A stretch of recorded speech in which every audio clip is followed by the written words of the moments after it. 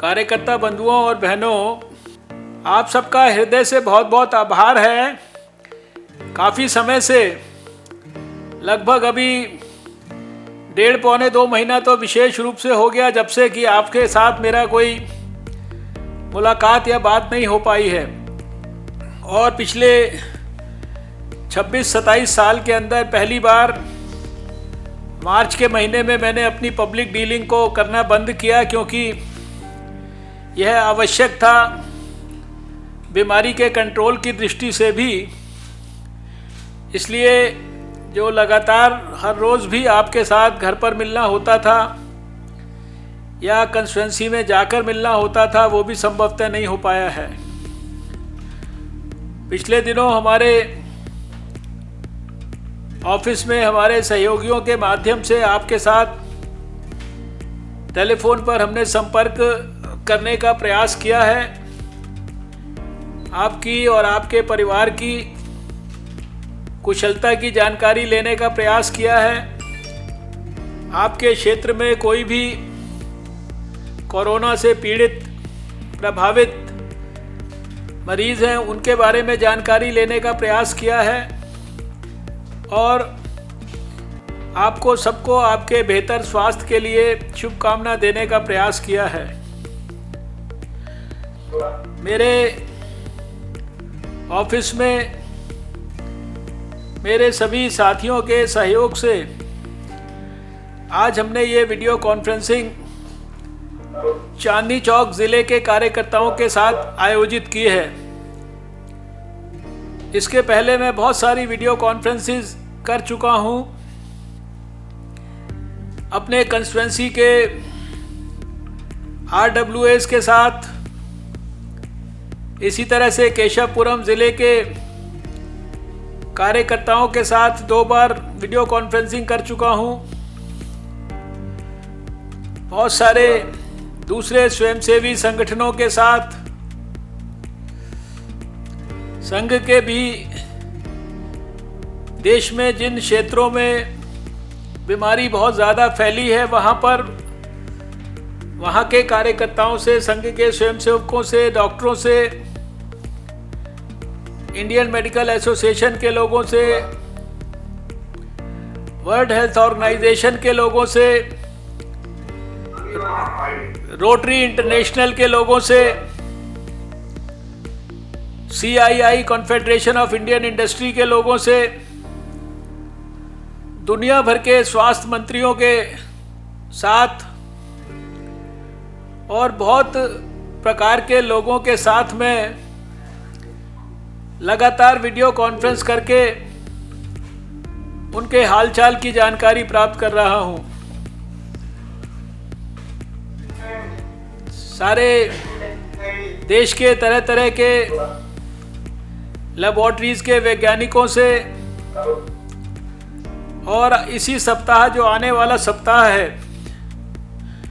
इसमें मैं देश भर के एक ही साथ 92,000 NGOs के साथ एक बार में वीडियो कॉन्फ्रेंसिंग करने वाला हूं। स्वयं प्रधानमंत्री जी भी हमारे देश के मुख्यमंत्रियों के साथ, बहुत सारे स्वयंसेवी संगठनों के साथ, डॉक्टरों के साथ कई किस्म की वीडियो कॉन्फ्रेंसिंग लगातार कर रहे हैं। और अभी आज आप सबसे बात करने का इससे बेहतर कोई दूसरा तरीका नहीं है। मेरी भगवान से यही कामना और प्रार्थना है कि आप सब एकदम स्वस्थ रहें। मैंने जानकारी भी ली है और देखा भी है कि आप में से बहुत सारे कार्यकर्ता समाज के विपन्न लोगों की सहायतार्थ अनेक प्रकार के प्रयासों में लगे हैं। उनके लिए भोजन की व्यवस्था से लेकर और दूसरे अनेक प्रकार की सहायताएं हमारे कार्यकर्ताओं और स्वयंसेवकों के माध्यम से हो रही हैं। मेरा उस संदर्भ में आपसे केवल इतना ही निवेदन है कि कि आप वो सारे काम जो समाज के लिए आप कर रहे हैं उनको करते समय अपने स्वास्थ्य के बारे में भी विशेष रूप से ख्याल करें, और जिनकी सहायता कर रहे हैं उनको भी क्या क्या सावधानियां बरतनी है इसके बारे में भी विशेष रूप से ख्याल करें। दिल्ली में भी और देश में भी बहुत सारे ऐसे मामले जानकारी में आए हैं जहां खाना बांटते समय देश में और दिल्ली में भी विशेषकर ऐसे बहुत सारे मामले हमारी जानकारी में आए हैं जहां खाना इत्यादि बांटते समय की गई लापरवाही के कारण दुर्घटनाएं घटी हैं। बड़ी संख्या में लोग कोविड बीमारी से प्रभावित हुए हैं। इसलिए जो बार बार ये कहा जा रहा है कि आप लॉकडाउन में बाहर ना निकले, आप सोशल डिस्टेंसिंग को मेंटेन करें, घर में हो या घर के बाहर विशेष रूप से इस बात की चिंता करें कि जिसको अभी प्रधानमंत्री जी ने बहुत अच्छी तरह से कहा 2 गज की दूरी,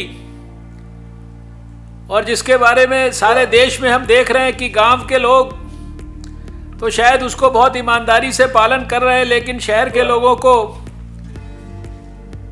समझाते समझाते भी बहुत सारे लोग अभी भी लापरवाही कर रहे हैं।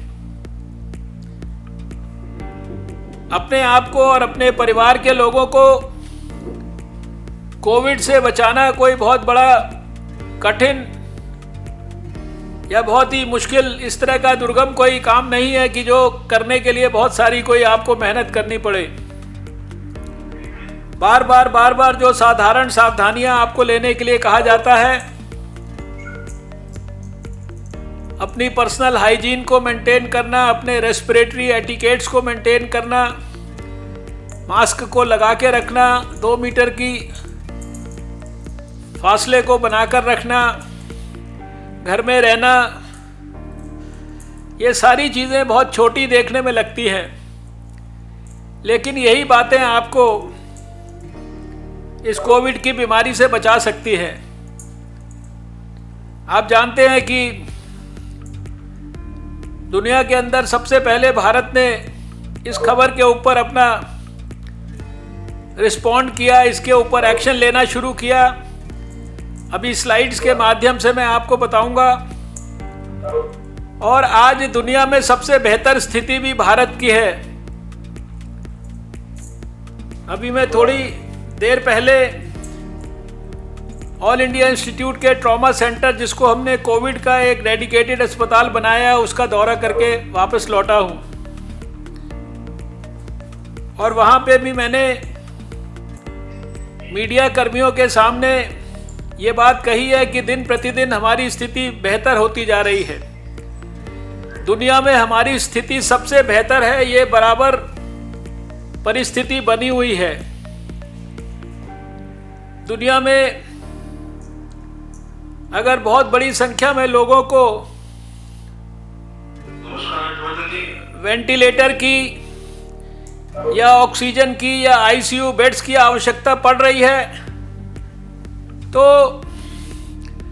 हमारे देश में आपको जानकर खुशी होगी कि केवल 1/3% यानी 0.33% लोगों को केवल वेंटिलेटर की आवश्यकता पड़ रही है, और केवल 1.5% यानी 1.5% लोगों को ऑक्सीजन की जरूरत पड़ रही है, और केवल 2.34% लोगों को आईसीयू के बेड की जरूरत पड़ रही है।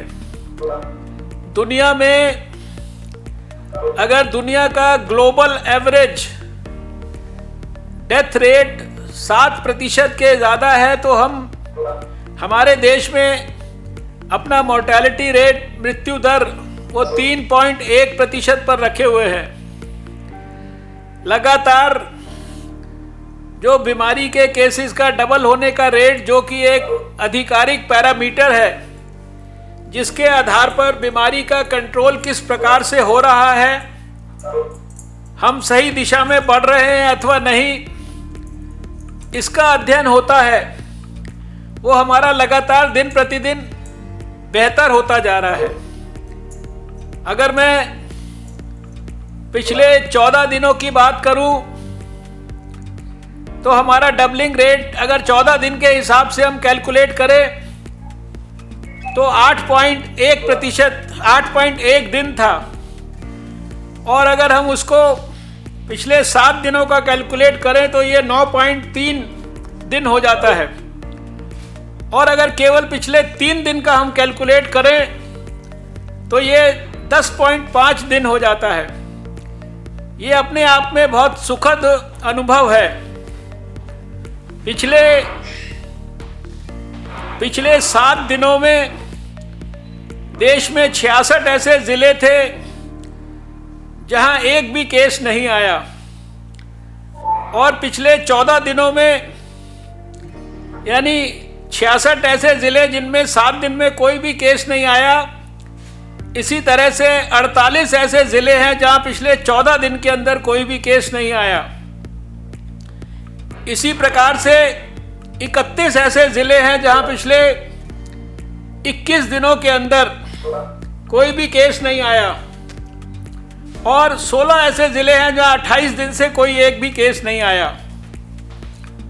300 से ज़्यादा जिले ऐसे हैं जहां अभी तक बीमारी अपना दुष्प्रभाव नहीं डाल सकी है, और लगभग 300 ही जिले ऐसे हैं जहां हमारी बीमारी के केसेस ना के बराबर हैं, जिनको हम नॉन हॉट स्पॉट डिस्ट्रिक्ट बोलते हैं, और लगभग 129 जिले केवल ऐसे हैं जिनको हम देश में हॉट स्पॉट बोलते हैं, जहां या तो 15 या 15 से ज़्यादा या 15 से कम केसेस हैं। ये सब कुछ कहने का अभिप्राय ये है कि भारत में हमें हमारा दुश्मन कहाँ पर है, किस मात्रा में है, उसका पूरा ज्ञान है, और हम अपनी रणनीति उसी के अनुरूप बनाकर सारे देश में स्टेट गवर्नमेंट्स की मदद से काम कर रहे हैं। स्वयं प्रधानमंत्री जी का इस काम में अपना पूरा आशीर्वाद और मार्गदर्शन है, उनकी मॉनिटरिंग है। देश के सभी स्वास्थ्य मंत्रियों से, स्वास्थ्य सचिवों से और स्वास्थ्य अधिकारियों से मेरा निरंतर टेलीफोन और वीडियो कॉन्फ्रेंसिंग के माध्यम से लगातार संपर्क है, और हमने आने वाले समय में अगर भगवान ना करे दुर्भाग्यपूर्ण परिस्थितियां निर्माण हो भारत में, तो उसके लिए सारे देश में संपूर्ण तैयारियां की हैं। करीब 1,500-2 हज़ार तो ऐसे अस्पताल और कोविड केयर सेंटर्स बनाए हैं जहां केवल कोविड के ही मरीज भर्ती होंगे। जैसे आज मैंने बताया कि आज एम्स का ट्रॉमा सेंटर में विजिट करके आया, जो केवल कोविड के मरीजों के लिए है।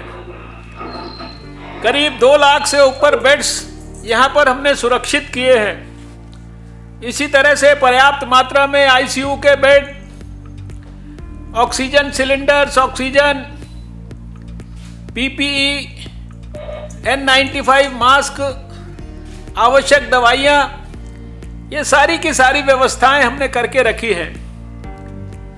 हमको लगता नहीं कि इन सारी व्यवस्थाओं की हमको जरूरत होगी, लेकिन देश खराब से खराब परिस्थिति के लिए भी तैयार है। बीजेपी के कार्यकर्ताओं से मेरा ये अनुरोध है और अपेक्षा है कि आप समाज में अगर लॉकडाउन है तो लॉकडाउन के जो गाइडिंग प्रिंसिपल हैं उनको फॉलो कराने में समाज से सहयोग दिलवाइए।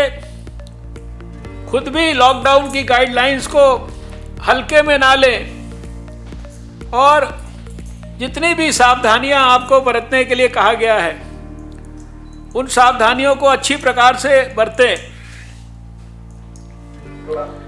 आज प्रधानमंत्री जी ने, आप जानते हैं कि मन की बात में भी इसके बारे में बहुत विस्तार से बातचीत की है। इस समय जो समय चल रहा है ये रमज़ान का पवित्र महीना चल रहा है। आज अक्षय तृतीया भी है, बहुत पवित्र दिन। हमारी आपके साथ बातचीत हो रही है। प्रधानमंत्री जी ने भी आज मन की बात की है और हमारे को पूरा विश्वास है, जैसे प्रधानमंत्री जी ने भी उम्मीद व्यक्त की है कि इस रमज़ान के महीने में हमारे को इस कोरोना के ऊपर युद्ध में विजय प्राप्त करने में सहयोग मिलेगा। मैं यहाँ अपने ज़िले में विशेष रूप से बहुत सारे हमारे मुसलमान भाई भी हैं, उनको भी ये कहना चाहता हूँ कि मैं जानता हूँ कि रमज़ान के महीने में ईद के पहले हमको सबको बहुत ज़्यादा रौनक वाले वातावरण में रहने का, बाज़ारों में जाने का, इन सब चीज़ों का बहुत अवसर भी मिलता है और उसमें बहुत खुशी भी प्राप्त होती है।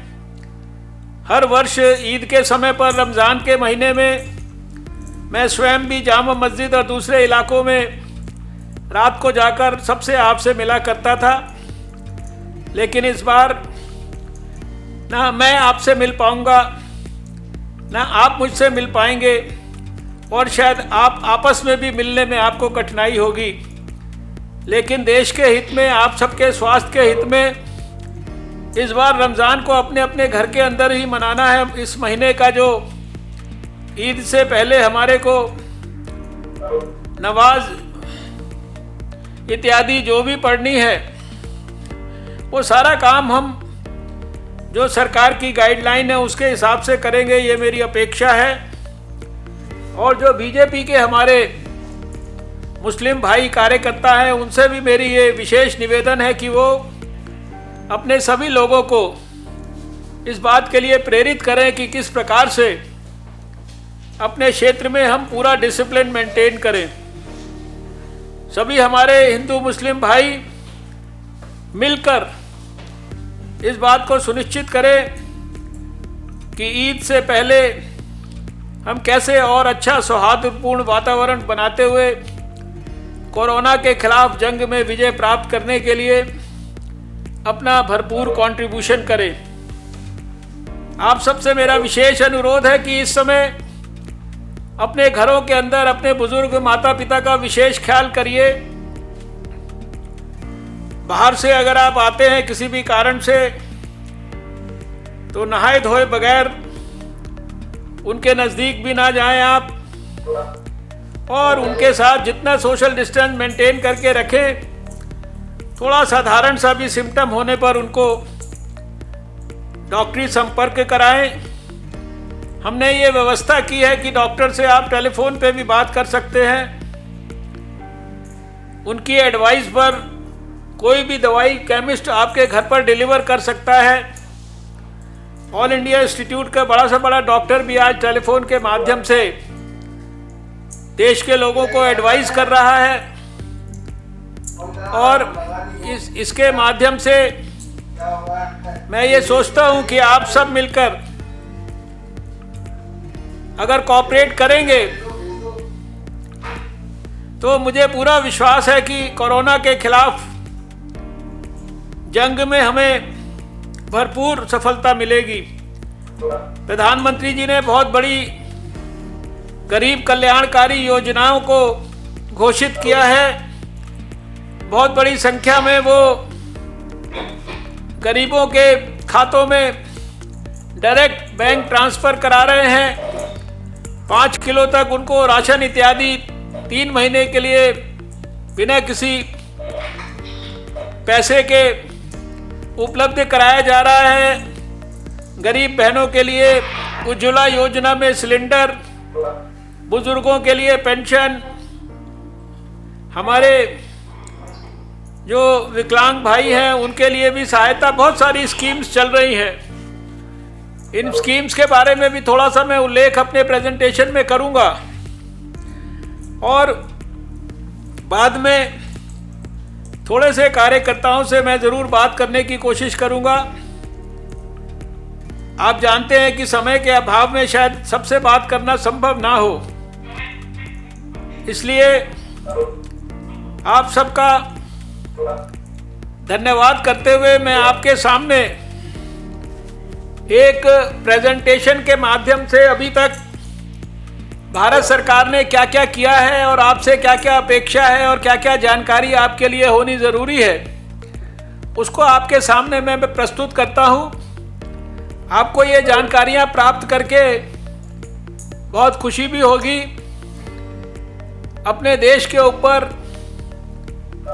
अपने प्रधानमंत्री के ऊपर, अपनी सरकार के ऊपर और स्वास्थ्य मंत्रालय के ऊपर आपको गर्व की अनुभूति होगी। अभी पिछले ही सप्ताह सारे दुनिया के स्वास्थ्य मंत्रियों के साथ विश्व स्वास्थ्य संगठन ने हमारा वीडियो कॉन्फ्रेंस कराया और उस विश्व स्वास्थ्य संगठन की वीडियो कॉन्फ्रेंस में विशेष रूप से उन्होंने भारत को प्रेजेंटेशन करने के लिए कहा और मैंने भारत की ओर से प्रेजेंटेशन सारे दुनिया के स्वास्थ्य मंत्रियों के सामने किया, जो आपको ये बताती है कि दुनिया में अभी बीमारी की क्या स्थिति है। इसमें देखने लायक बात यह है कि चीन ने सबसे पहले दुनिया को 31 दिसंबर को ये कहा कि हमारे यहाँ निमोनिया के केसेस आ रहे हैं जिसके बारे में हमें समझ में नहीं आ रहा है, और फिर उन्होंने 7 जनवरी को दुनिया को ये बताया कि हमारे यहाँ कोई नया कोरोना वायरस आया है जो बहुत ज़्यादा दुष्प्रभाव डाल रहा है समाज के ऊपर। लेकिन आप देखेंगे इस स्लाइड में कि हमने 24 घंटे से कम समय के अंदर 8 जनवरी को अपने स्वास्थ्य मंत्रालय में इसके लिए पहली एक्सपर्ट्स की मीटिंग की। इसी स्लाइड में आप देख रहे हैं कि WHO ने दुनिया के लिए खतरा इसको बताया 30 जनवरी को, लेकिन हमने 24 घंटे से कम समय के अंदर 8 जनवरी को एक्सपर्ट्स की मीटिंग की और 17 जनवरी को सारे देश को हमने सूचित कर दिया था कि किस प्रकार से उनको इस बीमारी से लड़ने के लिए तैयारी करनी है। हमने अपने एयरपोर्ट्स पर स्क्रीनिंग शुरू कर दी थी, थर्मल स्क्रीनिंग, और सारे देश में लोगों को सर्वेलेंस में रख दिया था, कम्युनिटी सर्वेलेंस, जो एक प्रक्रिया है जिसके तहत जो लोग बीमारी फैला सकते हैं उनके ऊपर बहुत गहराई से नजर रखनी होती है। वो काम हमने शुरू कर दिया था। ये स्लाइड आपको दिखा रही है कि अभी कल भी सारे दुनिया के अंदर किस प्रकार से केसेस की संख्या है। अमेरिका में 8 लाख से ज़्यादा केस हो गए हैं, 44,000 से ज़्यादा मौतें हो गई हैं। स्पेन में 2 लाख से ज़्यादा, इटली में भी 2 लाख के करीब, जर्मनी में भी 1.5 लाख के करीब, और इसी प्रकार से मौतों की संख्या है। खाली एक यूरोप के इलाके में 30,000 से ज़्यादा केस केवल कल में हुए हैं। चीन में भी दोबारा से अभी भी केसेस हो रहे हैं, कल भी 14 केसेस हुए हैं और 4,642 डेथ्स हुई हैं। ये एक प्रकार से आपको सारे दुनिया की स्थिति के बारे में ये स्लाइड जानकारी दे रही है। नेक्स्ट, ये हमारे भारत की स्थिति है। इसमें आपको, जैसा मैंने अभी कहा था, शुरू में मैंने बताया भी कि डबलिंग रेट हमारा पिछले 7 दिनों का 9.3 है, लेकिन अगर पिछले 3 दिन का देखें तो ये 10.5 हो गया है। और अभी इसमें देख रहे हैं आप कि 5,804 लोग रिकवर होके जो है घर चले गए हैं, जो बहुत बड़ी अच्छी संख्या है। रिकवरी रेट हमारा बहुत अच्छा है। ये जो आप नक्शा देख रहे हैं, इसमें वो लाल इलाके वो हैं जो हमारे हॉट स्पॉट्स हैं, जहां 15 से ज़्यादा या 15 से थोड़े कम केसेस हैं। आप इसी तरह से इसमें ग्रीन इलाके देख रहे हैं, जो वो इलाके हैं जहां की हमारे कोई केसेस नहीं हुए हैं। तो मैंने जैसा आपको ये नक्शे पे दिखाया कि इसमें जो ऑरेंज इलाके दिख रहे हैं, ये वो इलाके हैं जहां देश में बहुत मामूली 1-2 केसेस डिस्ट्रिक्ट्स में हैं। अभी हमारा प्रयास चल रहा है कि ये लाल इलाके जो हैं, इनमें अगर 14 दिन तक कोई केस जब नहीं होता है किसी डिस्ट्रिक्ट में, तो वो ऑरेंज में चला जाता है, और जब ऑरेंज वाले में जो है 14 दिन तक और फर्दर केसेस नहीं होते हैं तो वो फिर ग्रीन में चला जाता है। यानी रेड के अंदर अगर 28 दिन तक कोई केस नहीं होता तो रेड वाला जो है ग्रीन इलाके में चला जाता है। तो हमारी स्ट्रैटेजी बड़ी स्पष्ट है और उसके अनुरूप हम सारे देश में काम कर रहे हैं। इसी तरह से ये आपको दिखाई दे रहा है कि किस प्रकार से जो है ये कंफर्म्ड केसेस का जो है ये डिटेल्ड जो है ग्राफ है, और एक प्रकार से जो हमारे मरीज जो है ठीक हो रहे हैं। ये स्टेट्स के हिसाब से जो हमारे 10 बड़े स्टेट्स हैं जहां हमारी ज़्यादा तकलीफ है, जैसे महाराष्ट्र है, उसमें आपका दिल्ली भी जो है, आप ये मत समझिए कि दिल्ली में आप अभी आज तकलीफ में नहीं है तो कल तकलीफ में नहीं आ सकते हैं। दिल्ली हमारे जो 3-4 बड़े स्टेट्स जहां देश में सबसे ज़्यादा तकलीफ है उसमें से एक है दिल्ली, गुजरात, महाराष्ट्र, आप देख रहे हैं मध्य प्रदेश, राजस्थान, तमिलनाडु, ये 5-6 प्रदेश जो हैं ये हमारे ज़्यादा तकलीफ वाले क्षेत्र हैं। नेक्स्ट, इसी तरह से ये स्लाइड दिखा रही है कि कैसे समय समय पर, समय से पहले हमने प्रोएक्टिवली प्रीएम्प्टिव तरीके से ग्रेडेड रिस्पांस किया। WHO ने कब क्या कहा, हमने कब जनता कर्फ्यू लगाया, कब हमने लॉकडाउन लगाए, यानी समय से पहले हमने सारे काम किए दुनिया के मुकाबले। दुनिया ने, अमेरिका ने, स्पेन ने, जब उनके यहाँ बड़ी संख्या में लोगों की मृत्यु होने लगी, अस्पतालों में जगहें नहीं मिलती थी, तब उन्होंने बहुत लेट ये सारे एक्शंस लिए। कई जगह पे अभी भी एक्शंस नहीं लिए हैं। ये सिर्फ स्लाइड उसको दिखा रही है। नेक्स्ट, ये स्लाइड दिखा रही है कि कैसे शुरू से प्रधानमंत्री जी भी मॉनिटर कर रहे हैं। भारत में 30 जनवरी को पहला केस आया था तो उन्होंने मेरी अध्यक्षता में ग्रुप ऑफ मिनिस्टर्स बनाया था, जिसकी 13 मीटिंगें अब तक हम कर चुके हैं। हाईएस्ट लेवल पर सारी मॉनिटरिंग हो रही है, हेल्थ मिनिस्टर्स के साथ, चीफ सेक्रेटरीज के साथ, देश भर के डीएम्स के साथ, देश भर के सर्वेलेंस ऑफिसर्स के साथ,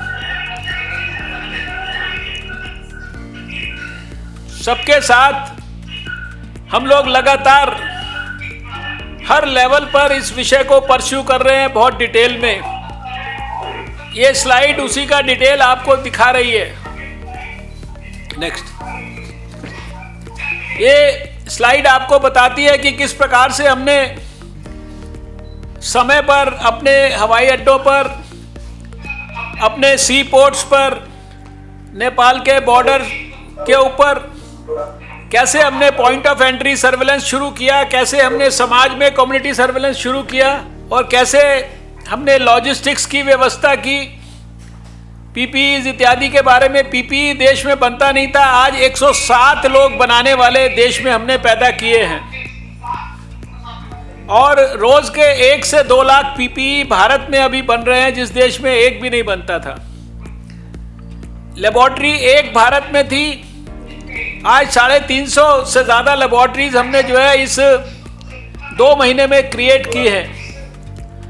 इसी तरीके से अपने 1 मिलियन से ज़्यादा लोगों को हमने इस दौरान ट्रेन करके कोविड के लिए तैयार किया है, और कोविड से जुड़ी हुई जितनी जानकारियां हैं, उससे जुड़ा हुआ जो भी रिस्क है, इसके बारे में हमने विस्तार से लोगों को सब प्रकार से एसएमएस के माध्यम से, कॉलर ट्यून के माध्यम से, सोशल मीडिया के माध्यम से, रेडियो टेलीविज़न के माध्यम से, अपने कॉल सेंटर और दूसरे अपने कंट्रोल रूम के माध्यम से, सब प्रकार के तरीके इस्तेमाल करके हमने उसकी जानकारियां दी हैं। अस्पतालों की प्रिपेयर्डनेस के बारे में मैंने आपको बताया, 2 लाख से ज़्यादा बेड्स हमने तैयार किए हैं देश में। ये जो मैंने अभी आपको एक कैपेसिटी बिल्डिंग की बात की, और मैंने बताया कि किस प्रकार से लाखों लोगों को हमने देश में इसी दौरान ट्रेनिंग दी, क्योंकि नई बीमारी है, इसको कैसे हैंडल करना है, इसके लिए लोगों को ट्रेंड करना ज़रूरी था। ये दाईं तरफ जो आपको बीच में फ़ोटो दिख रही है, वो 6 मार्च को एक साथ एक देश में 1000 जगहों पर लोग हम यहाँ वीडियो कॉन्फ्रेंसिंग के माध्यम से उनकी ट्रेनिंग कर रहे थे। सब प्रकार के, सब स्तर के लोगों की हमने ट्रेनिंग की है, एयरपोर्ट के स्टाफ से लेकर इमिग्रेशन ऑफिशियल्स तक, डिज़ास्टर के लोगों की, और हर विषय के ऊपर जो बीमारी को कंट्रोल करने से संबंधित हो सकता है। इसी दौरान बीमारी को डील करते करते इनकी ट्रेनिंग का काम भी हमने किया है। नेक्स्ट, ये वही बात है जो दिखा रही है कि एयरपोर्ट्स पे हमने 15 लाख लोगों को स्क्रीन किया, हमने बॉर्डर के ऊपर नेपाल के 20 लाख लोगों को स्क्रीन किया।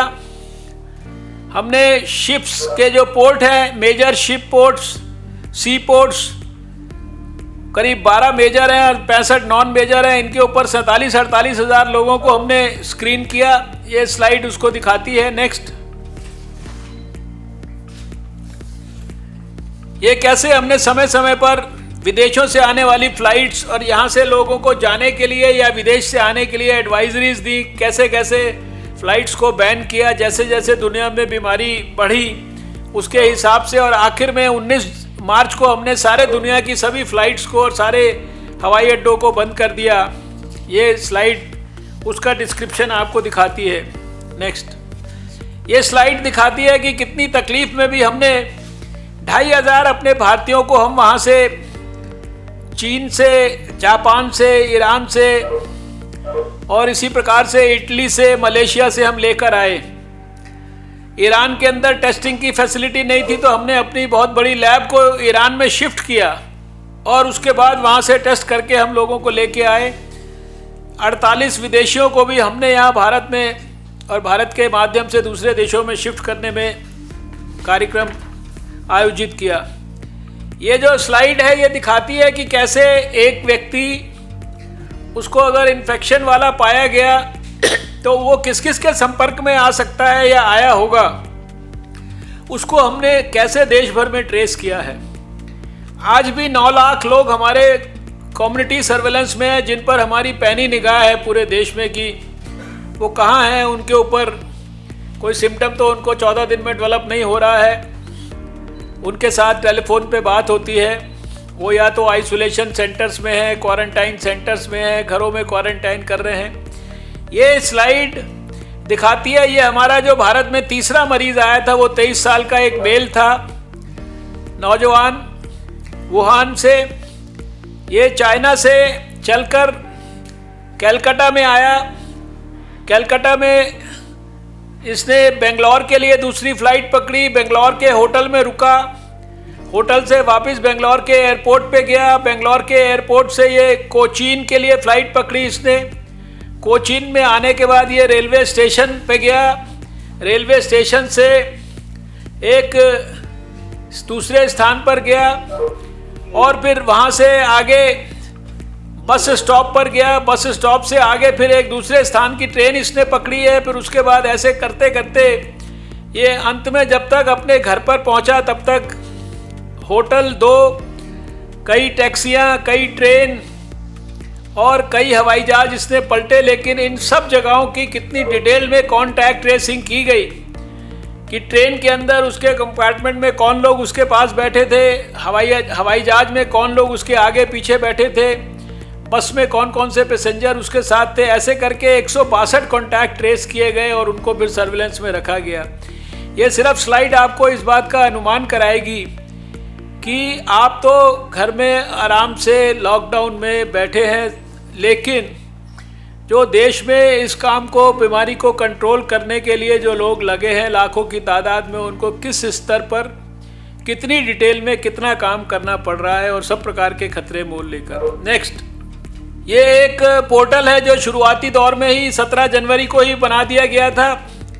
जो भी एयरपोर्ट्स पे लोग आते हैं, आप जानते हैं कि उनकी बहुत डिटेल्ड सर्विलेंस होती थी, उनकी स्क्रीनिंग होती थी, उनके डिटेल लिखे जाते थे, उनसे फॉर्म भराए जाते थे और फिर उनकी सारी जानकारी जगह जगह स्टेट्स को शिफ्ट की जाती थी। इस पोर्टल के ऊपर एक एक व्यक्ति की डिटेल्ड जानकारी लिखी जाती थी और उसके ऊपर फिर पैनी निगाह रखी जाती थी। जैसा मैंने कहा कि इस समय इस स्लाइड में लिखा है 9,65,783 ट्रैवलर्स जो है वो कम्युनिटी सर्विलेंस में है, जिसमें से 84,000 लोग सिम्टोमेटिक पाए गए थे और उसमें से कुछ लोगों को अस्पतालों में एडमिट कराया गया जैसे आवश्यकता थी।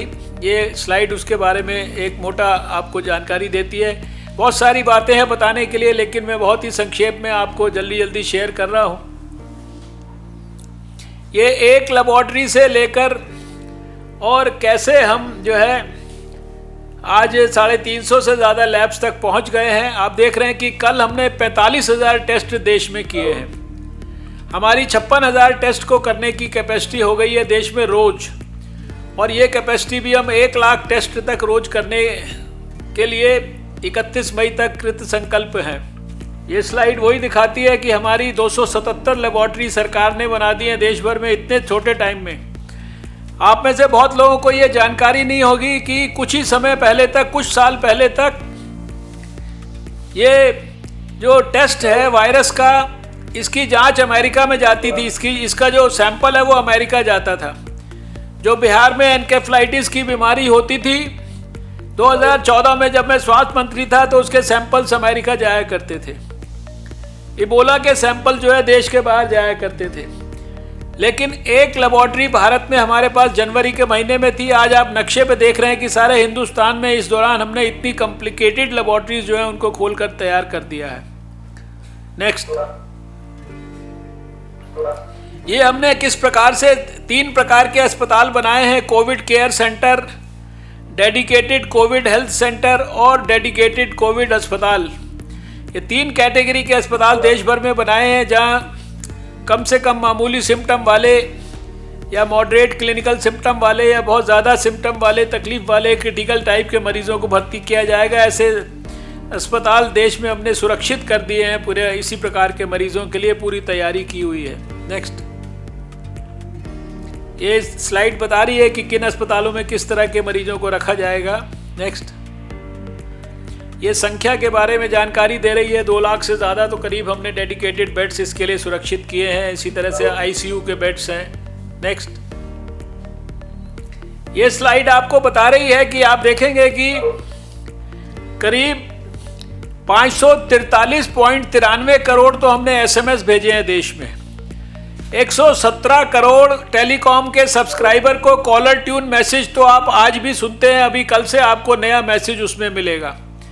ये 13 भाषाओं के अंदर हम सारे देश में हर एक फ़ोन पर देते हैं। कई सारी टीवी स्पॉट्स, रेडियो स्पॉट्स, अखबारों में एडवर्टीजमेंट, जितने प्रकार के तरीके हो सकते हैं टेलीविज़न पर प्रचार करने के, उन सब का इस्तेमाल करके हमने देश के लोगों को सक्षम बनाया है, सूचित किया है कि उनको कोरोना के खिलाफ युद्ध के लिए क्या क्या सावधानियां लेनी है। नेक्स्ट, ये भी उसी जानकारियों का आगे विवरण है, बहुत लंबा चौड़ा है। इसको डिटेल में देने के लिए और टाइम लगेगा। एक कॉल सेंटर्स 104 जगहों पर देश में कॉल सेंटर्स हमने बनाए हुए हैं और 6 लाख से ज़्यादा कॉल्स जो है उनके ऊपर सेंट्रल, हमारी केवल दिल्ली में जो हेल्पलाइन है वहाँ से हम आंसर कर चुके हैं। डेली 4 बजे हमारे अधिकारियों के माध्यम से हम सारे देश को सब जानकारियों के बारे में सूचित करते हैं। और इसी तरह से जो सोशल मीडिया, माई गॉव, ये सारे जो प्लेटफॉर्म्स हैं वहाँ पर हम ये काम कर रहे हैं। नेक्स्ट, ये स्लाइड आपको समय समय पर हमने जो जो चीज़ें की हैं उसको विस्तार से वर्णन कर रही है टाइम के हिसाब से। पीपीईज़ के बारे में बताया कि 106, 107 इस समय डोमेस्टिक मैन्युफैक्चरर उस देश में जहाँ पीपीई बनता नहीं था, चाइना से इंपोर्ट होता था, और हमने वहाँ पर इतने लोगों को तैयार कर दिया। देश में आज 1-2 लाख पीपीईज़ रोज़ देश बना रहा है। ऐसे ही N95 के 10 हमने मैन्युफैक्चरर्स डेवलप कर दिए हैं देश में। और इसी तरह से सारी जितनी आवश्यक दवाइयाँ हैं उनका इंतज़ाम करके रखा है। नेक्स्ट, टेस्टिंग किट्स का, वेंटिलेटर्स, यद्यपि मैंने आपको शुरू में बताया केवल 0.33% लोग वेंटिलेटर पर हैं। रोज़ 5-7 से ज़्यादा लोग देश में हमें गिनती में मिलते नहीं हैं वेंटिलेटर पर, लेकिन 60,000 से ज़्यादा और वेंटिलेटर्स को देश में उपलब्ध कराने के लिए हमने सारी तैयारी आगे की है। उसके लिए ऑर्डर्स किए हैं, उसके लिए देश के अंदर ही वेंटिलेटर्स बनाने की प्रक्रियाओं को प्रोत्साहन दिया है। नेक्स्ट, ये सारा जानकारियां हैं किस प्रकार से ये सारी हम प्रोएक्टिवली, प्रीएम्प्टिवली पहले से सारे एफर्ट्स कर रहे हैं। जिनको इंटरेस्ट है वो पढ़ेंगे तो उनको ध्यान में आ जाएगा कि हर विषय पे ये अगेन क्या क्या समय समय पे 17 जनवरी से शुरू करके क्या क्या हमने किया, ट्रैवल एडवाइजरी से लेकर और आगे तक, शिप्स के ऊपर, बॉर्डर्स के ऊपर, जनता कर्फ्यू से लेकर और फिर जनता ये जो लॉकडाउन तक, ये सारी बातें इसमें समय के साथ दी हैं। ये वो उसी की कंटिन्यूटी है। नेक्स्ट, ये भी जो आपके सामने रोज़ जो होम मिनिस्ट्री गाइडलाइंस देती है उसी का डिस्क्रिप्शन है कि क्या क्या चीज़ें आप कर सकते हैं, क्या क्या चीज़ें नहीं कर सकते हैं, किन किन चीज़ों में रिलैक्सेशंस हैं। नेक्स्ट ये मैंने अभी आपको बताया कि देश में ये जहाँ पे बिल्कुल भी कोई बीमारी नहीं हुई है वो डिस्ट्रिक्ट्स जहाँ 2-4 केसेस ही हैं वो डिस्ट्रिक्ट बीच में 297 दिख रहे हैं, और ऐसे ही जो रेड स्पॉट वाले हाई रेड जोन है जो हॉट स्पॉट्स हैं, और इन सब में क्या क्या हमारी स्ट्रैटेजी है वो सब दिखा रही है कि हॉट स्पॉट में अगर 14 दिन तक केस नहीं आता तो वो ऑरेंज जोन में चला जाता है, फिर 14 दिन तक नहीं आता तो वो ग्रीन जोन में चला जाता है। नेक्स्ट यही सब यहाँ पे हमें क्या क्या रणनीति अपना के हम काम कर रहे हैं इसकी जानकारी है। नेक्स्ट ये उसी को टेक्निकल तरीके से लिखा गया है कि क्लस्टर में जहाँ 15 से कम केस हैं तो क्या करना है, 15 से ज़्यादा केसेस हैं तो क्या करना है। नेक्स्ट ये आप देख रहे हैं दिल्ली में, और ये आप लोगों के लिए विशेष महत्व का है कि यहाँ पे जो पिछले दिनों में डेवलपमेंट हुई है इसमें नॉर्थ दिल्ली जो है ये रेड जोन में चला गया है। यानी हम चाहते हैं कि रेड जोन से जो डिस्ट्रिक्ट हैं वो ऑरेंज में जाएं, ऑरेंज से ग्रीन में जाएं, लेकिन आपके दिल्ली में 7 हॉट स्पॉट डिस्ट्रिक्ट्स हैं और 3 डिस्ट्रिक्ट ऐसे हैं जहां की डबलिंग रेट सारे देश के एवरेज से यानी ज़्यादा तेज है, यानी कि ख़राब स्थिति है पूरे देश के एवरेज से। और यद्यपि पूरे दिल्ली का जो डबलिंग रेट है वो एवरेज 13.7 है, लेकिन 3 डिस्ट्रिक्ट्स में स्थिति देश के एवरेज से ख़राब है। और जो बताया कि नॉर्थ दिल्ली जो है ये रेड जोन में जा रहा है, ये हम सब के लिए चिंता का विषय होना चाहिए। ये सारा दिल्ली के डिस्ट्रिक्ट्स के बारे में है। इसमें खासकर आप देख रहे हैं कि जो आपका सेंट्रल डिस्ट्रिक्ट है ये शायद नॉर्थ के बाद सबसे ज़्यादा ख़राब स्थिति में है। ये आपके लिए जो चांदनी चौक ज़िले के लोग हैं वो उनके लिए ये विशेष महत्व की बात होनी चाहिए। आपके यहाँ 231 केसेस हैं और डबलिंग रेट 4.9 है। ऐसे ही नॉर्थ डिस्ट्रिक्ट जो है उसमें डबलिंग रेट 2.9 है, जो कि सबसे ख़राब है दिल्ली के लिए और देश के लिए भी शायद। नेक्स्ट ये सारी जो गरीबों के कल्याण के लिए प्रधानमंत्री जी ने योजनाएं बनाई हैं उनके बारे में इसमें डिस्क्रिप्शन है। ये सब आपके टिप्स पर होनी चाहिए, लोगों को बताने के लिए भी और लोगों को ये चीज़ें उपलब्ध कराने के लिए फैसिलिटीज़। ये बहुत डिटेल में है इसलिए शायद इतना समय नहीं है इनके बारे में एक एक के बारे में बात करें, लेकिन सभी जितने देश के हेल्थ वर्कर्स हैं ये करीब लाखों में इनकी संख्या है। इनकी 50 लाख रुपए का हर एक हेल्थ वर्कर का हमने बीमा कराया अपने स्वास्थ्य मंत्रालय की तरफ से कि अगर कोविड में किसी कारण से दुर्भाग्यपूर्ण घटना होती है तो 50 लाख रुपए तक का उनका बीमा हमने कराया है। नेक्स्ट ये एक आरोग्य सेतु ऐप हम चाहते हैं कि सारे हमारे कार्यकर्ता और सारे समाज के लोग इसको ऐप को डाउनलोड करें। इसके ऐप के आपके फ़ोन में रहने पर आपकी सुरक्षा का जो साधन है वो भी मजबूत हो जाएगा और कोई भी कोरोना से प्रभावित व्यक्ति आपके नज़दीक आसपास आएगा तो आपको नोटिफिकेशन आएगा। काफ़ी टेक्निकली मेहनत करके ये बनाया गया है। 7 करोड़ लोग इसको अब तक डाउनलोड कर चुके हैं। और इसी तरह से ये दूसरी आर्टिफिशियल इंटेलिजेंस और दूसरी चीज़ों का इस्तेमाल करके हम जो गैप्स हैं कहाँ कहाँ ये सब चीज़ों को देश में उनको हम प्लॉट कर रहे हैं। ये सब आपको ये स्लाइड दिखा रही है डिजिटल इंटरवेंशंस हमारे। नेक्स्ट ये साइंस के अंदर हमारी, क्योंकि आप जानते हैं कि मैं साइंस मिनिस्टर भी हूँ, वहाँ पे भी हम लोग बहुत काम कर रहे हैं। भारत दुनिया के 5 देशों में से एक है जिसने इस वायरस को अलग कर लिया है। जो बायोलॉजी जानते हैं, साइंस जानते हैं, वो जानते हैं वो हम इसकी वायरस की जेनेटिक सीक्वेंसिंग भी कर रहे हैं। नई वैक्सीन बनाने के लिए प्रयास हो रहा है।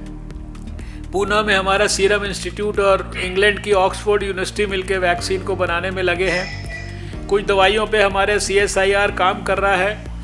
वो दवाइयों के बारे में PGI में ऑल इंडिया इंस्टीट्यूट में ट्रायल्स शुरू हो गए हैं। और ऐसे बहुत सारी नई भारत के अंदर किट्स डेवलप हो रही हैं जो खाली पहले विदेशों से आती थी। मेडिकल इक्विपमेंट्स वगैरह सब भारत में इसके बाद से बनाने शुरू किए हैं। इसको हमारी सब साइंस लेबॉर्ट्रीज उनको सपोर्ट कर रही हैं। नेक्स्ट, ये कुछ सारे देश में जो कुछ स्टेट्स अच्छे काम कर रही हैं, कैसे कैसे क्या कर रही हैं, वो हम लोग दिखा रहे हैं, एक दूसरे के साथ इनको शेयर कराते हैं ताकि एक की अच्छी बात दूसरे भी फॉलो करें। नेक्स्ट, ये सब स्टेट्स का हमने यहाँ डिस्क्रिप्शन दिया है, समय नहीं है लेकिन मैं आपसे चर्चा ज़रूर करता। नेक्स्ट, इसी तरह दिल्ली में भी बहुत सारी बातें हैं। इसको हम स्लाइड को 2 मिनट रखते हैं खोल के, तो इसको आप देख सकते हैं कि हर एक प्रदेश में कुछ ना कुछ अच्छी बातें हैं जो दूसरे लोगों के लिए फॉलो करने लायक हैं। नेक्स्ट, ये फोकस एरियाज में जो हमारी स्ट्रैटेजी है उसके बारे में सारा डिस्क्रिप्शन है। नेक्स्ट, ये कैसे क्लस्टर्स के अंदर हम कंटेनमेंट का प्रोग्राम कर रहे हैं, रिस्पांस टीम्स हैं, वहाँ पर 5 किलोमीटर के दायरे में एक एक घर का हाउस टू हाउस सर्वे करते हैं।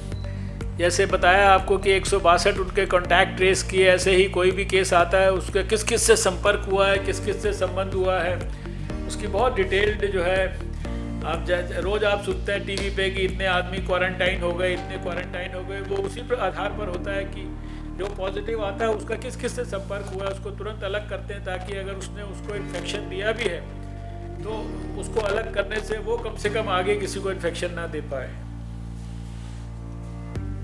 ये सोशल डिस्टेंसिंग के बारे में बहुत कुछ कहा गया है, लेकिन मैं इतना कहता हूँ, मैंने इसके लिए एक बात कही है कि अभी जब तक वैक्सीन नहीं आती तब तक ये सोशल डिस्टेंसिंग और लॉकडाउन यही हमारी सबसे बड़ी वैक्सीन है, और इनका ही पालन करना यही अपने आप को बचाव करने का सबसे अच्छा तरीका है।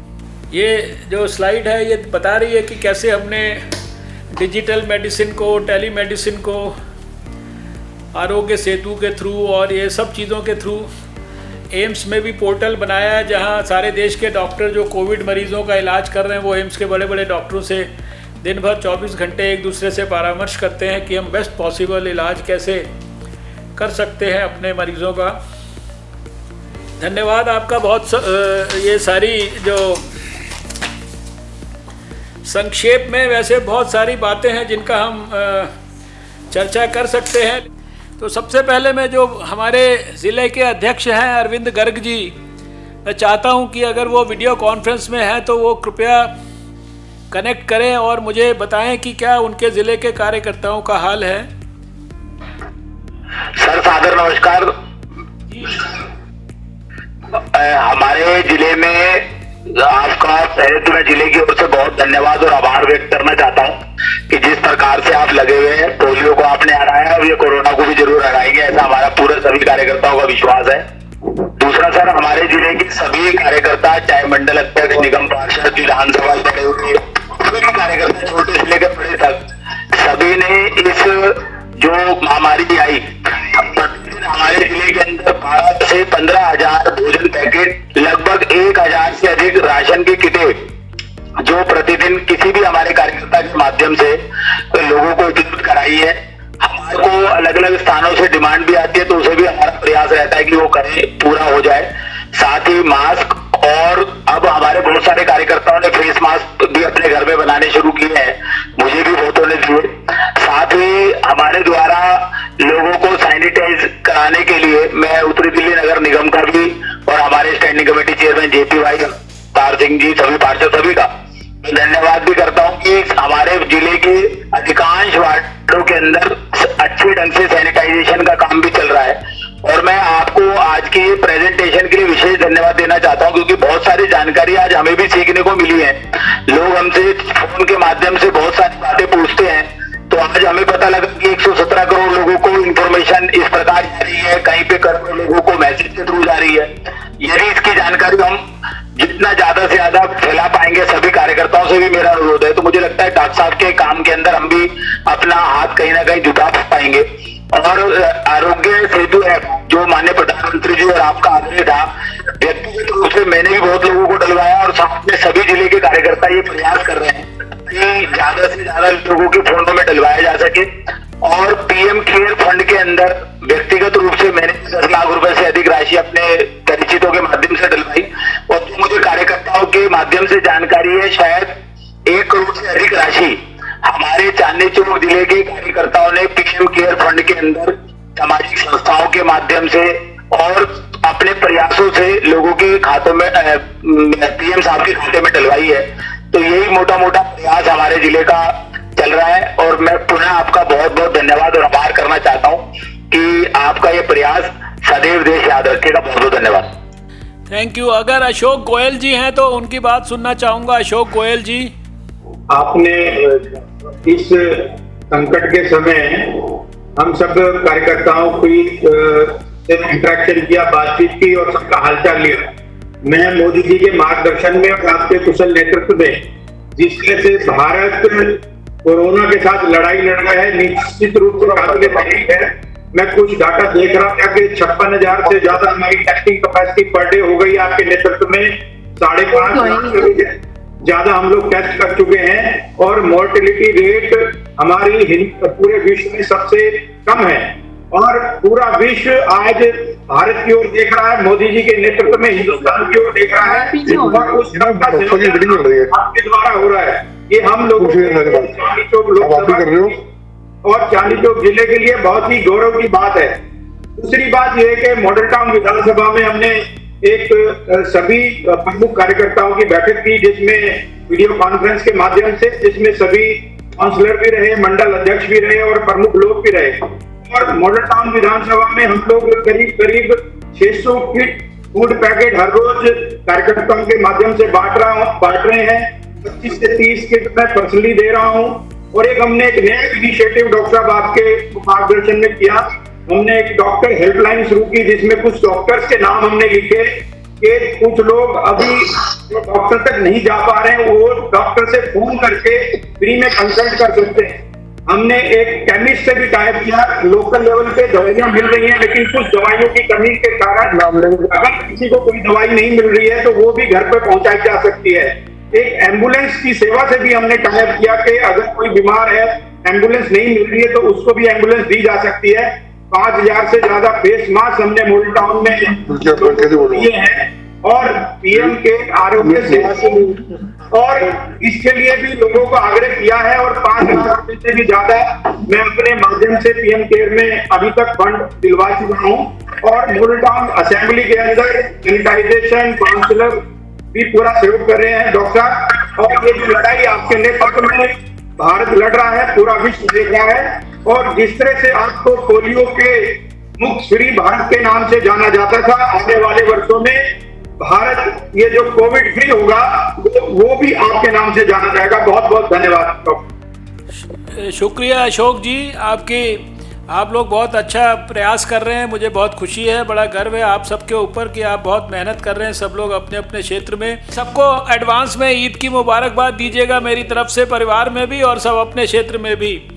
अभी विकेश सेठी जी अगर यहाँ पर हैं तो उनकी बात। विकेश सेठी जी,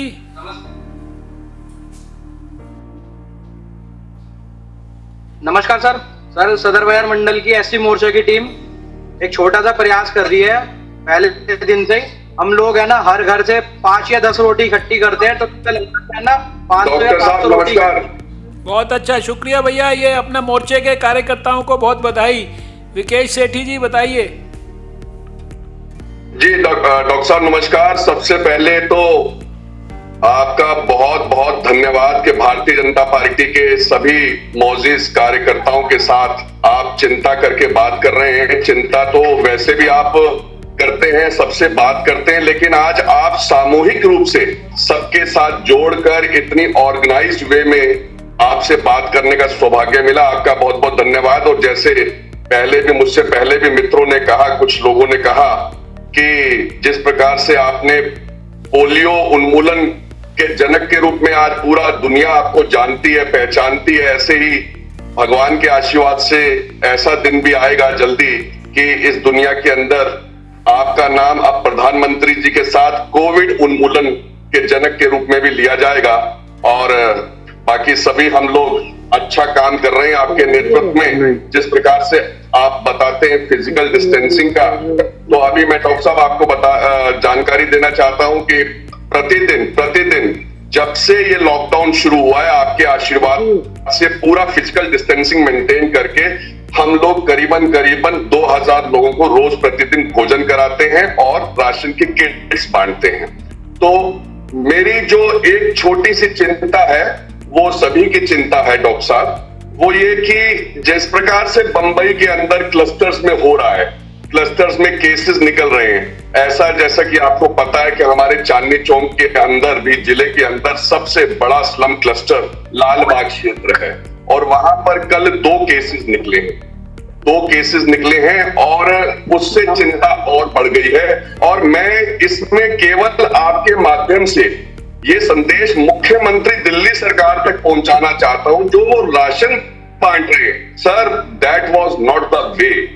उनको राशन बांटते हैं, वो 50 लोगों को 100 लोगों को राशन देते हैं, 2000 लोगों की भीड़ हो जाती है सर, और इतना काम खराब हो रहा है सर। जितनी मेहनत आप कर रहे हैं 24 घंटे सुबह से लेकर रात तक पूरी दुनिया जानती है, आपको हम टीवी पे देखते हैं, फेसबुक के माध्यम से देखते हैं, जगह जगह देखते हैं, आप दौरे कर रहे हैं सर, किसी प्रकार से बीमारी को जाए। लेकिन सर ये जो आप प्लीज मुख्यमंत्री जी तक बात करें, गृह मंत्रालय को बात करें सर, स्लम्स में ये जो भीड़ भाड़ लगती है सर, इसके बारे में मेरी बहुत चिंता है सर, इसका थोड़ा सा आप भी संज्ञान लें sir. Thank you very much sir, बाकी आपका आशीर्वाद है, सब ठीक है सर। धन्यवाद विकेश जी। मेरा सभी कार्यकर्ताओं से अनुरोध है कि अगर वो थोड़ा संक्षेप में बोलें तो ये ज़्यादा लोगों से मैं बात कर पाऊँगा। रश्मि बजाज जी अगर हैं तो उनसे कनेक्ट करिए। रश्मि बजाज जी, जी रश्मि जी बताइए। नमस्कार सर, आपकी मेहनत बहुत रंग ला रही है। You are doing a wonderful super job. इतनी डीप थेरेपी से, इतना ध्यान से करते हुए हम चाह रहे हैं कि ये बिल्कुल खत्म हो जाए, क्योंकि जो रेड जोन एरिया बनते जा रहे हैं उनका बहुत विशेष ध्यान रखना बहुत जरूरी है। जैसे आजादपुर मंडी के काफी केसेस आ रहे हैं। डॉक्टर साहब हमारे एरिया में भी आजादपुर मंडी में काम करते थे, उनका भी पॉजिटिव आया है। और वहां पर जो टमाटर बेचते हैं उन लोगों का भी पॉजिटिव आने के चांसेस हो रहे हैं। तो आजादपुर मंडी का विशेष ध्यान रखा जाए, जो उनको पूरे दिन खोला जा रहा है और हमारे लिए थोड़ा सा रिस्क बढ़ रहा है, क्योंकि हमारे घर के काफी नजदीक है, मॉडल टाउन वार्ड के पास और जहांगीरपुरी एरिया भी। क्योंकि आप बहुत मेहनत कर रहे हैं डॉक्टर साहब, really really really hats off to you.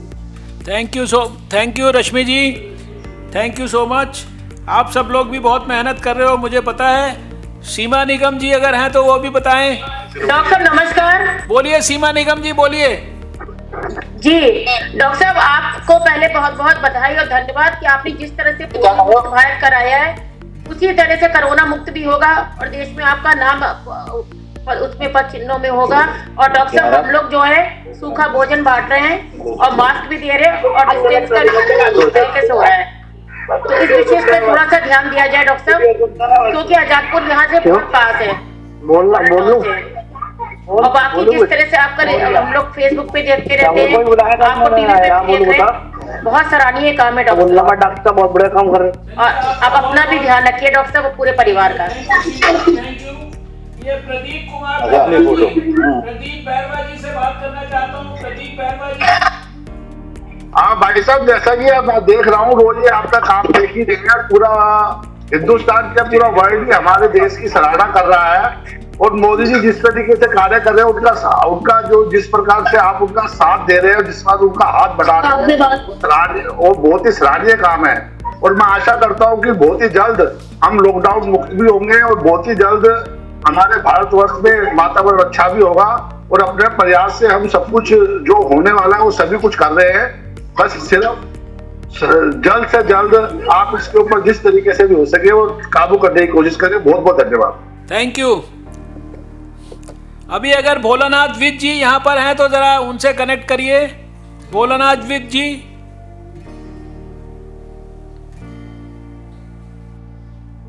Doctor साहब नमस्कार। नमस्ते।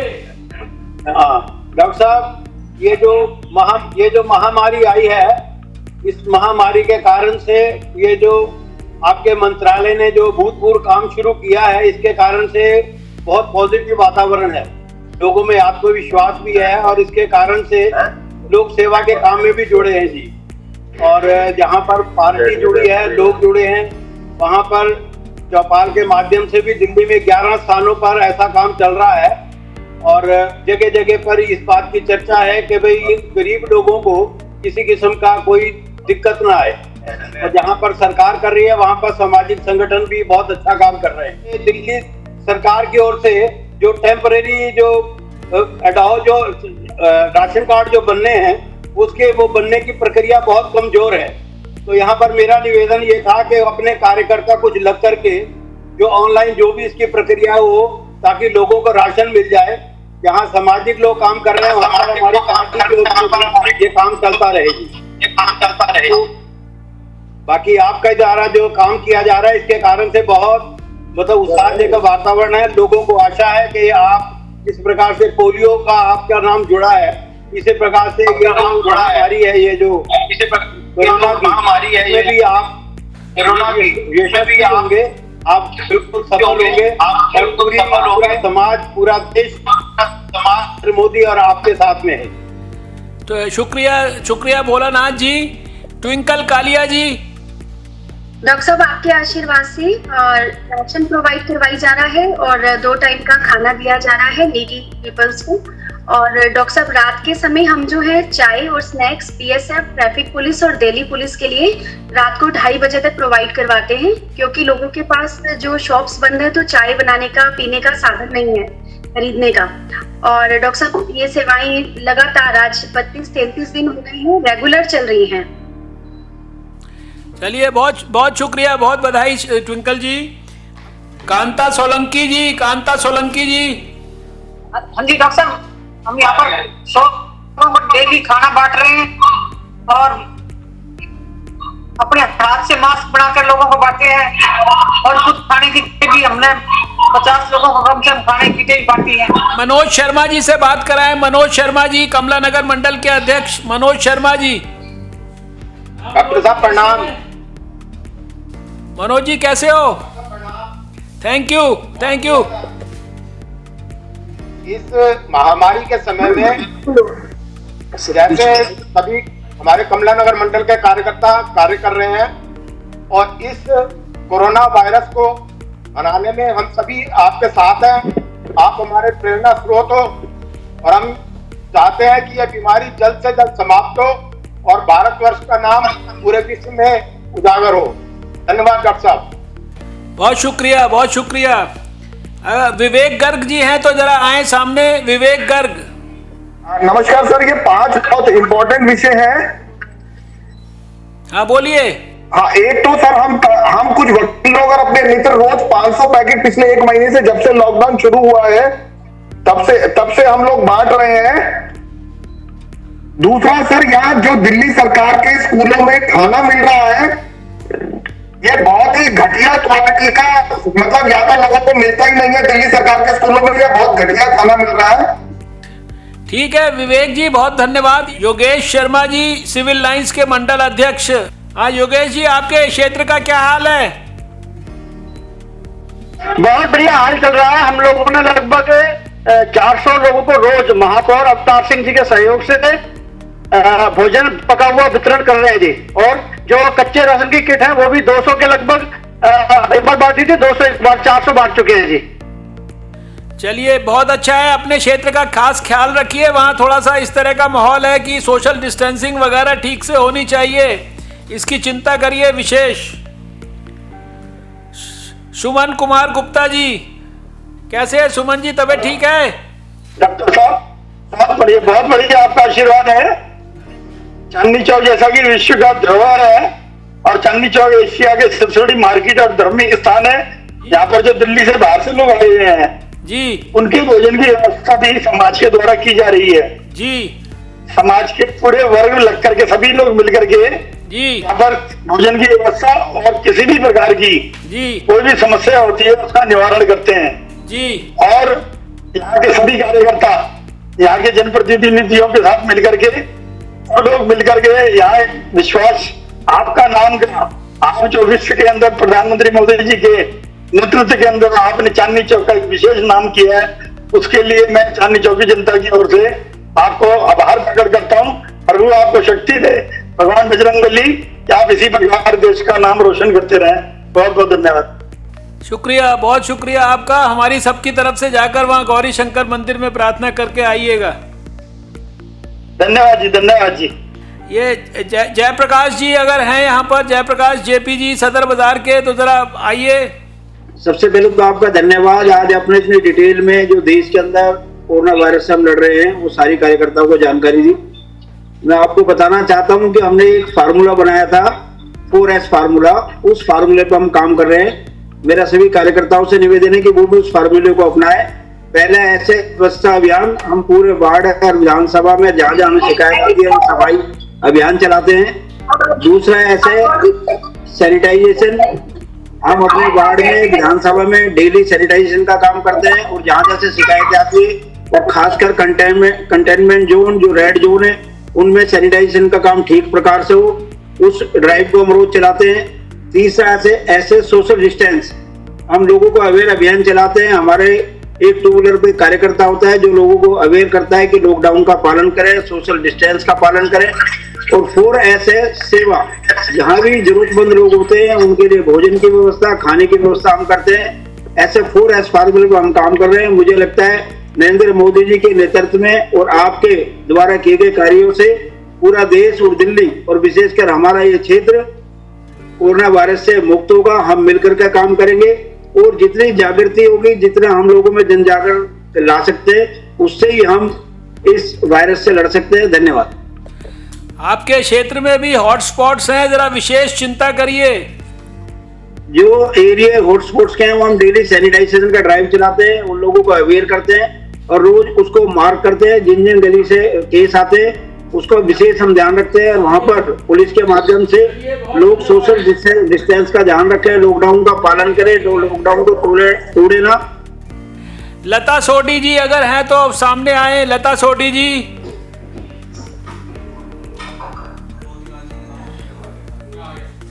बताइए लता जी, कैसी घर में सब माता जी ठीक हैं? हाँ जी डॉक्टर साहब, माता जी का विशेष ख्याल रखिए इस समय। जी, वो बिल्कुल, उनका स्वास्थ्य अच्छा है। और डॉक्टर साहब आपके आशीर्वाद से अभी तक 700 परिवार को हमने राशन दिया है, कच्चा राशन दिया है और 250 किट बनाई है कार्यकर्ताओं के लिए जी। उनको किटें दी गई है और सैनिटाइजेशन भी हमने अपनी गलियों में और एक गली में हमने सैनिटाइजर करवाया है। महापौर ने, हमारे जो मेयर साहब ने इसमें हमारी मदद की है और जेपी भाई ने भी इसमें मदद की है। चलिए, आपको बहुत बहुत बधाई हो। आपके सब लोगों का स्वास्थ्य ठीक रहे, यही कामना है। राकेश अग्रवाल जी हैं। राकेश अग्रवाल जी। डॉक्टर साहब नमस्कार। ये राकेश जी, ये जो लॉकडाउन है इसमें दाढ़ी बनाने के ऊपर कोई प्रतिबंध नहीं है? नहीं डॉक्टर साहब, वो नाई बाहर जाना नहीं हुआ, नाई से जो है वो नहीं हुआ। जैसे लॉकडाउन खुलेगा जब भी कटवा लेंगे। नहीं, आप खुद भी बना सकते हैं दाढ़ी। डॉक्टर साहब, थैंक यू डॉक्टर साहब। आप ये वायरस दाढ़ी में अटक जाएगा वरना। अच्छा जी डॉक्टर साहब, ये निगम पार्षद आज आपने जो है वीडियो कॉन्फ्रेंसिंग की है जी, जब कार्यकर्ताओं का हालचाल लिया है, इसके लिए आपका बहुत बहुत शुक्रिया। हेलो, हाँ जी सुन रहा हूँ। हाँ जी, तो आपका बहुत बहुत शुक्रिया डॉक्टर साहब। और आपने जितनी जानकारी दी है वो हम सब लोगों तक पहुंचाएंगे जी। और अभी आपके प्रयास से एक और अच्छा काम हुआ है, जो आप पहले पार्लियामेंट में बिल लाना चाहते थे, डॉक्टर्स और नर्सेज के साथ जो मिसबिहेव किया जा रहा था, जिसको कैबिनेट ने पास किया है, वो भी बहुत ही अच्छा हुआ है।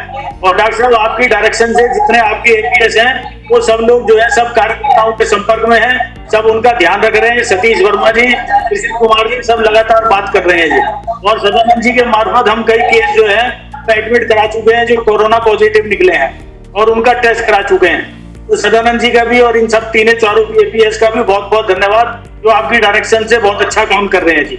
और डॉक्टर साहब एक बात और है, लास्ट, आप अपना भी ध्यान रखो। इतनी मेहनत से काम कर रहे हैं आप, आपका भी स्वास्थ्य ठीक रहना चाहिए और आपके परिवार का भी। धन्यवाद डॉक्टर साहब। शुक्रिया राकेश जी।